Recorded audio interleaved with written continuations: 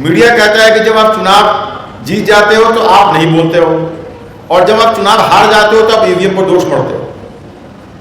मगर ये बात जग जाहिर है कि ईवीएम में 4 तरीके से हेराफेरी होती है। 4 तरीके ईवीएम में उन्होंने अपनाया। पहला जो अभी उन्होंने बताया, पहला जो ईवीएम में घपला हो रहा है वो ये हो रहा है कि जो चुनाव जितने वोट हैं ईवीएम मशीन उससे ज्यादा वोट दर्शाती है। अब आपको मैं एग्जांपल दे दूं, अभी लोकसभा का चुनाव हुआ 2024 का, नरेंद्र मोदी का लोकसभा बनारस, वहां पर बनारस में on the record total vote 11 lakh है। बट जब रिजल्ट आया तो ईवीएम ने 12,87,000 वोट बताया। गिनती जो हुई उसमें से 12,87,000 वोट निकले, यानी कि 1,87,000 वोट ज्यादा निकले। अरे भैया, इतनी जल्दी जल्दी तो मुर्गी भी अंडा नहीं देती है, जितनी जल्दी इन्होंने ईवीएम ने वोट निकाले अपने से। और यही नहीं, पूरे लोकसभा चुनाव में 543 सीट में से 373 लोकसभा के सीट पे, ये ऑन रिकॉर्ड है, आरटीआई डाला गया है, कोर्ट में गया है, 373 लोकसभा में जितने वोटर उस लोकसभा विधानसभा बूथ पर थे उससे ज्यादा ईवीएम में निकले। तो पहला घपला तो ईवीएम में यह होता है, टोटल वोट से अधिक वोट की संख्या ईवीएम से निकल रही है। दूसरा एक बड़ा इंटरेस्टिंग चीज बनारस में नजर आया कि ईवीएम मशीन पे वो जो जिताऊ कैंडिडेट होता है या जो मुख्य कैंडिडेट होता है, एक मुख्य पार्टी के खिलाफ जो खड़ा होता है, उसके ऊपर वो टेप लगा देते हैं। तो बनारस के चुनाव में क्या हुआ? बनारस के चुनाव में कांग्रेस पार्टी के जो उम्मीदवार थे, कई बूथ पे ईवीएम मशीन पर उनके नाम के आगे टेप लगा दिया ताकि जो मतदाता है उसको उसका जो है नाम और चेहरा दिखे ही नहीं और वो दूसरे पार्टी को वोट देने का मजबूर हो जाए। एक और है जो राष्ट्रीय पार्टी जो कहती है अपने आप को, उसके नेता को कई जगह कहते हुए मिल जाएंगे।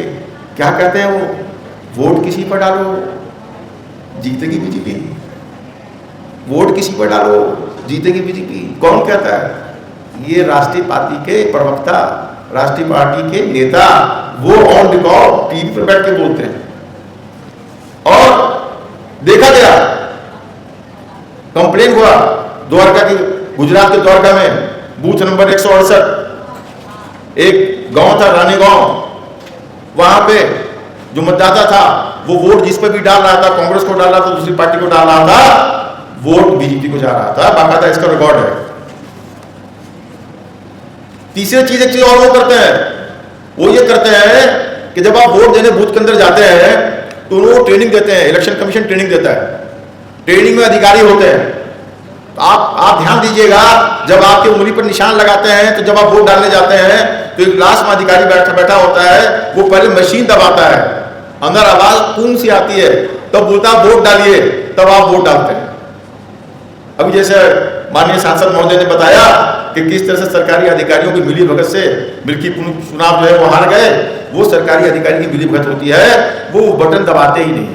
कई महिलाएं, कई मतलब लेडीज, जेंट्स, ज़ईफ लोग, बूढ़े लोग, जिनको इनकी समझ नहीं होती है, वो वहां उसके स्टार्ट करने से पहले अपना बटन दबा देते हैं, आपका वोट रजिस्टर ही नहीं होता। कितनी बड़ी बड़ी धांधली है। और अब तो उन्होंने नया तरीका निकाल लिया है, अभी ईवीएम की धांधली के अलावा अभी एक नया तरीका निकाल लिया है। अभी दिल्ली का चुनाव हुआ, ये यही कंस्टिट्यूंसी, नई दिल्ली की कंस्टिट्यूंसी, अरविंद केजरीवाल की कंस्टिट्यूंसी, क्या तरीका निकाला है? वोट को काट देते हैं, वोटर लिस्ट से नाम गायब और अपने लोगों का नाम लिस्ट में जोड़ देते हैं। क्या हुआ नई दिल्ली विधानसभा में, जहां अरविंद केजरीवाल ने चुनाव लड़ा? 2020 के चुनाव में नई दिल्ली कॉन्स्टिट्यूंसी की टोटल वोटर की संख्या 1,47,000 थी, जो 2025 के चुनाव में घट के 1,10,000 हो गई। 37,000 वोटर्स के नाम उड़ा दिए। अरे भाई, 37,000 लोग कहां गए? कोई पता नहीं।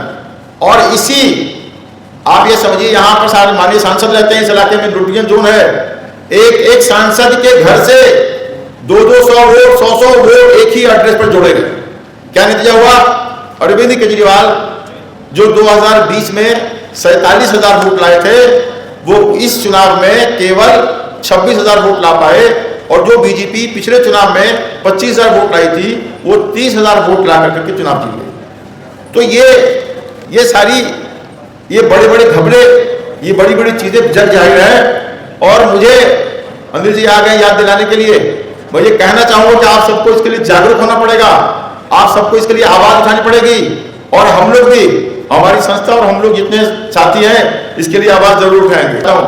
दिल्ली की 70 सीट में से 25 सीट अपर कास्ट को गई, 35 से 40% सीट अपर कास्ट को दी गई इसी विधानसभा में, लोकसभा, इसी विधानसभा लोकसभा में। और एक चीज और बताता हूं, एक नैरेटिव और फैलाई गई है पूरे देश में। हमारे विजेंद्र भाई बैठे हैं, RS यादव साहब बैठे हैं, हमारे निशाद भाई बैठे हैं। आप अगर किसी जगह से दूसरी जगह चुनाव का टिकट मांगेंगे तो वो कहेंगे आपकी वहां जनसंख्या कितनी, पहले वो बताओ। आपको जनसंख्या वहां होगी तो टिकट मिलेगा, नहीं तो टिकट नहीं मिलेगा। ये नैरेटिव क्यों फैलाया पूरे देश में? अगर विजेंद्र यादव जी, RS यादव जी और बाकी लोग, आप में से कोई साथी, हमारी महिलाएं जनता के लिए काम करती हैं, जनता के लिए मेहनत करती हैं, तो उनका हक है वो कहीं से भी टिकट मांगे और कहीं से भी चुनाव जीते।